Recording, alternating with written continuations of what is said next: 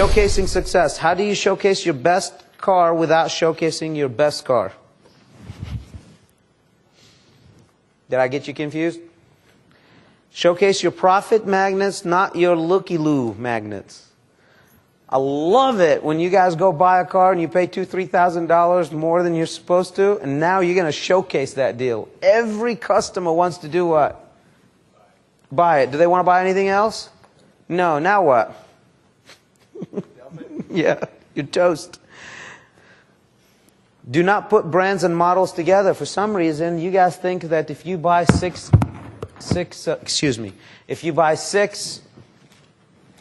Intrepids, you're supposed to line them all up side by side.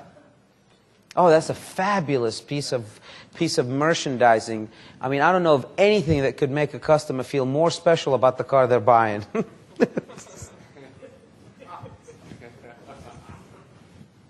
Do me a favor, man. If you buy a lot of those, just keep them in the back or mix them up around your lot, please.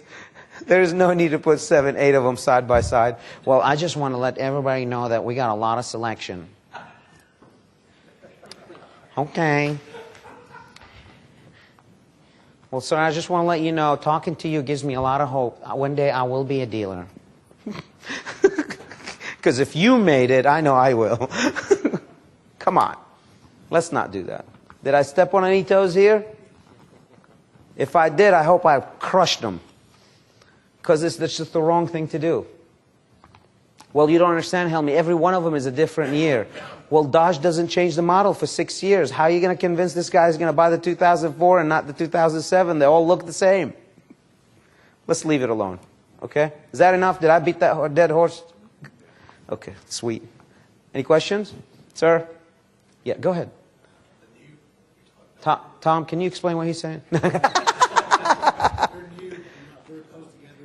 The new? We have to. You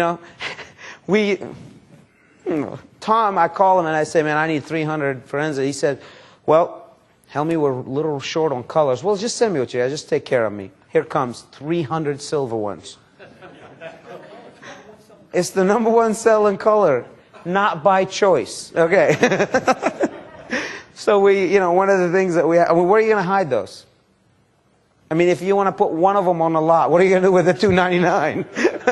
So we go to the customers and we tell them, so, hey, I saw this thing, Forenza, in one of your ads, for example. Not that ever happens, but it does every once in a while.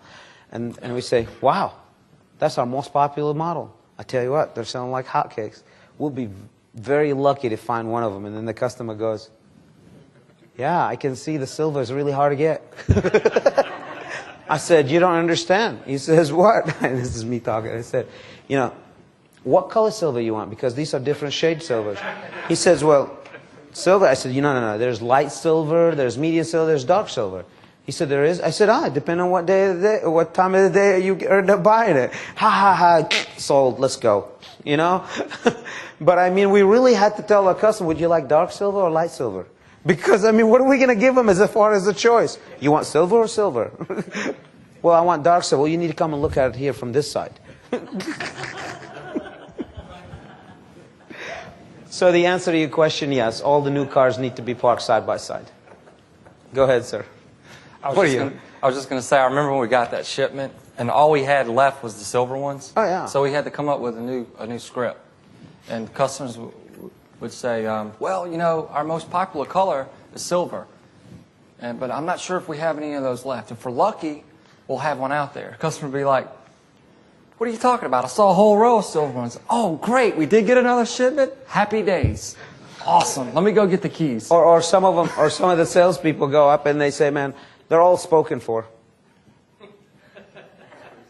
Well, which one did you want? Which one did you want? Oh, that one is sold. Can you get that one? Because it's the same. It's okay. Same price. I mean, we had to get creative. Tom calls me and he says, I got you 300 silvers. And now I had already 50 silvers on the lot, right? So I put $100 on every silver card. The salesman comes in and says, man, we sold the black one. How much did you make? Well, $2,800. No, that's not enough. You need to sell them a silver one. What do you mean? They want the black one. Nope. They got to get the silver. The black, if they want the black, they have to pay $500 more. I mean, and then of course, we didn't have bad CSI because, we took care of it. We handled it the right way and the customers were happy. But, I mean, all of a sudden the black one was a premium. Are you kidding? Black cars in the summer? Who wants those? But it was 1 black and 100 silver. It's insane. We outsold Toyota Corolla in Charlotte with the Forenza. It was the #1 car of its class in Charlotte, North Carolina. 24th market in the country. There is case studies right now at UNCC that they're studying our marketing effort and our selling efforts at UNCC, University of North Carolina, Charlotte, right now, the home of the 49ers, about Planet Suzuki and Suzuki. There's case studies right now. I didn't know that, but somebody called me and says, hey, can I ask you a few questions? I said, who are you? He said, well, I'm a student and we're doing a case study. I said, you doing what? And all that because of what? A team that bonded together. We worked hard together, and we were hard at them sometimes, but man, those guys were awesome. Dress them up as their Sunday best. How do we dress the cars up? This is page number 168, guys. Date, vehicle, team member, gas level, keys located. This is an audit sheet that the salesman had to do what?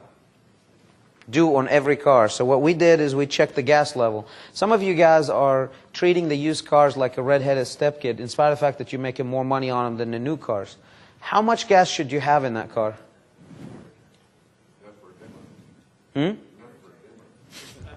Here's the old car dog coming in. Listen, you don't have to do what I did because it's insane, it's too much money, but I made $4,300 a copy on my used car, so you tell me if that was wrong or right, but I filled it up. And that was an insane amount of money that we spent. No. What I go out there, there's not enough gas to get to the gas station. Now, and then my two partners forced everybody to have at least 1/3 of a tank. The last thing that you want is for somebody to take a test drive and then the next person take another test drive and now it's empty. Now it's empty, you're going to have to stop and put gas. If you stop gas, somebody gets cold. You're missing something. Something happened. It's never an easy process. I want to keep the process going, so let's just make sure we have gas. Another thing, exterior clean, exterior dent-free, trunk, hood, blah, blah, blah, blah. Let's make sure the car is dressed up. Clean cars, wonderful cars, pay for themselves. Salesman's checklist. That's the salesman checklist. What if car's there 2-3 weeks? Oh, it's constant. Every day before it's part of their daily activities. They go out and touch one of the cars. And they fill out the sheet and bring it to me. If there's a... Used car audits in about 10:30. Yeah, and they have to bring it to me. And then the tower manager has to look at it. If there's issues, he signs it and gives it to the service manager. The service manager has to return to us what? The results.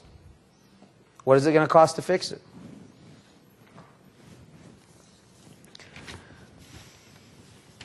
Okay. Any questions? So far, so good. If you can do a used car audit sheet by every one of your salespeople, that'll probably keep your inventory fresh, wouldn't it? Should we open the trunk just in case there's some dead bodies in there? They usually are. For some reason, the detail department does not like to do the trunk. Here's what's funny about it. They will get in the trunk to steal the mats, but they don't clean the trunk. I don't understand why. And another thing, the hood. Why is the hood do they think the hood is going to become a big mouth and it's going to bite people? I mean, why is it always the engine is just not nice and it's spotted? I think what happens is they wash it and there has spots on it. I know, not your detail department, but my detail department. And what ends up happening is when what's under the hood is wet, now we open the hood to brag to the customer how clean the engine is, and what do they say? Oh, look at these spots. This car is flooded. Thanks. I've done everything right. I got the customer here. Now I got to explain why this car is not flooded. So we don't want to lose, again, we want to play the odds.